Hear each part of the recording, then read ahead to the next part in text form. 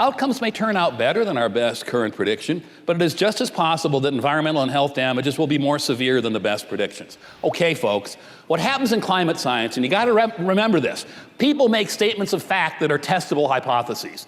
The operative words there are just as possible.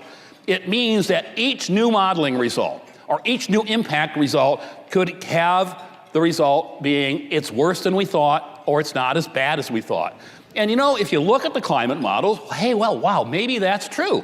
This is from the last UN report, not the most current one, but the current one's similar. Here's warming projections from the ensemble of models used by the UN for the A1B emissions scenario. And yeah, here's the average value, the solid line. It looks like there's a 50-50 chance that each model, in fact, is better or worse than the previous one. So I decided to test this hypothesis, and I looked at 13 months of science in Nature magazine, threw all the articles I could find into on global warming or its impact into 3 piles. It's better than we thought, it's worse than we thought, or I can't really classify it doing that. And my colleagues made a hypothetical statement to the Supreme Court.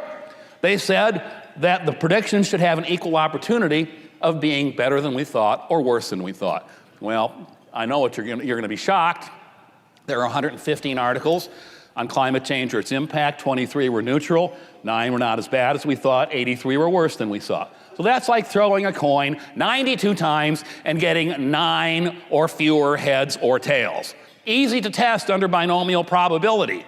You want to know how many times you have to flip a coin 92 times and have a 50% chance of getting 9 or fewer heads or tails?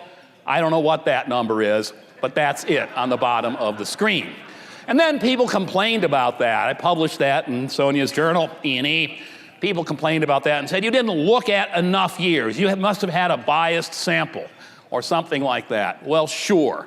So let's look at a lot more years, and let's look at a bunch of, more journal articles, different journals. I just wanted you to take a look at the aggregate number on the right-hand side. The number of times you have to flip a coin, 356 times, to get 72 or fewer heads or tails. One time is 10 to the 46th power. There are not 10 to the 46th stars in the universe.